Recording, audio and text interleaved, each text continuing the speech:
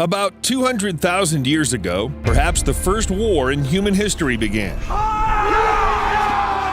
Homo sapiens fought over territory and resources with Neanderthals, and this led to the gradual extermination of the latter. But the animals began feuding long before man picked up a stick, and believe me, their wars have always been just as brutal. Let's go. This is a real ant's fortress. Impregnable walls of leaves and guards everywhere. A large and very successful colony lives here. But the cooler the colony, the more powerful enemies it attracts. If you've seen The Hobbit, you remember what happened to the dwarves of Lonely Mountain. For everyone else, let me explain. When they accumulated too much gold, a dragon flew in, set everything on fire, and took the gold and the mountain.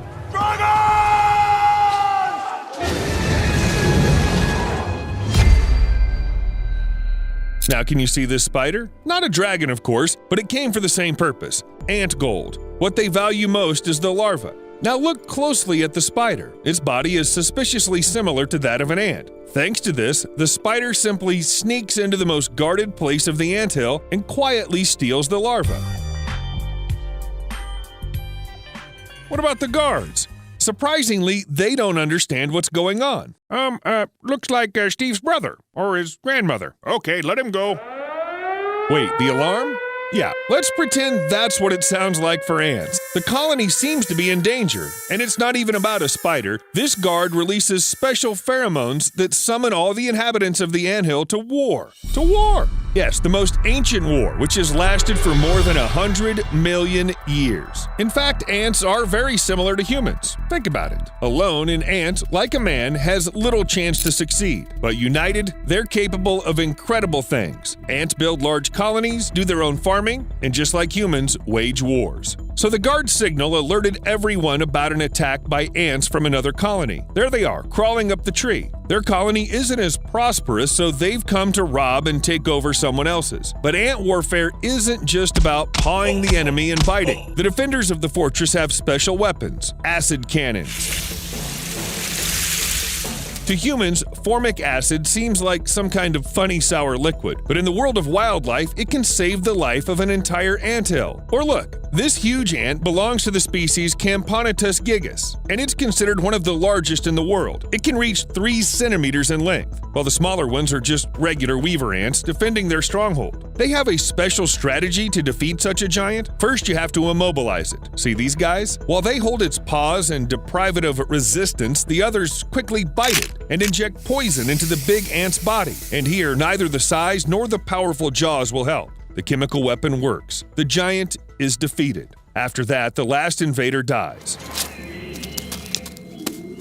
Today, they managed to defend the fortress, but at what cost? Hundreds, thousands of ants' lives. So yes, everything is in an ordinary war. And such battles happen all the time. As I said, ants have been at war for over 100 million years. During this time, they've not only developed weapons, but also different professions, from night watchman to barrel of sweet water. Yes, that's an ant's job, to be a barrel. What a dream job. But we're interested in the other guys. There they are. Big head, powerful jaws. Only a soldier ant can boast such a set. Moreover, in the ant army, there are even ranks. For example, this one is a private. The bigger one is a sergeant. And the biggest one is a major. In some families, there are also super majors, which are giant creatures in terms of insects. In general, the larger the ant, the superior it is in rank. I'm not sure if they respect the chain of command, but who knows? Each species has its own unique weapon. Surely scientists don't even know about some of them yet, but what if the enemy overcomes all lines of defense, and acid cannons and army ants with big jaws? To get an idea of what the options are, let's take a look at the attackers. Who the hell are these guys? Meet another species of army ants who are nomadic. To understand who they are, we need to travel back to the 13th century.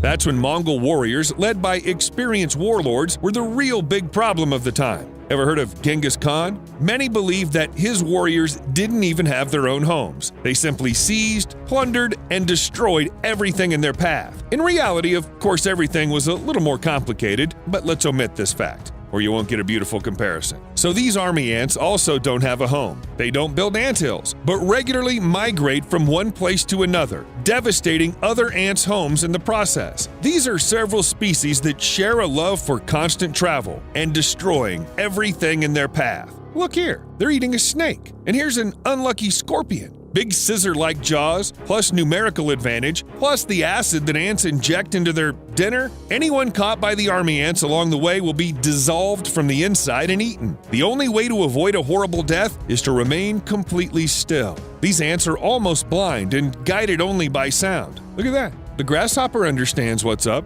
Otherwise, these ants can't be stopped by acid cannons or any other weapon. Probably human ones too, because, well, we can't shoot back at them, can we? So if nomads attack one colony, their nearest neighbors will know about it. Survival depends on it. When one anthill suffers defeat, the other is in full swing to evacuate everybody. They've spotted the army ants and are trying to save the ants' most precious possessions, the very ant gold that all the invaders want to steal. There's the saving of the larvae taking place. But there are also those who've learned to defend themselves in their own way. See that hatch? That's a gliding ant. This hatch is actually an ant itself. Most often they settle in a tree, taking cavities and cracks. The main feature of these ants is that they have a large concave army shield, which plays an important role in protecting the colony from the enemy. Some species also use it to glide if they accidentally fall from a great height. So when the same guard ant sounds the alarm, these guys cover all entrances and exits with their heads. The enemy just can't get in, and as strange as it sounds, a regular door is enough to protect them. The thick chitinous plate, like a cork, closes the entrance well. You shall not pass! Army ants waste no time in figuring out its construction. They simply move on and conquer some other anthill. And while we're on the subject of unusual ways of defending the anthill, here's a fact. Some of the species are even able to explode near the enemy. Literally. Here, see? This army ant sacrificed itself to save the colony. I don't think ants are capable of fear, of course, but, well, now look at the other battlefields from above. Why? You can't see anything. It's just a forest. But only 50 years ago, there was a bloody war between chimpanzees. If you've watched the other videos on my channel, you know that chimpanzees are not just harmless fruit eaters at all. They're cannibals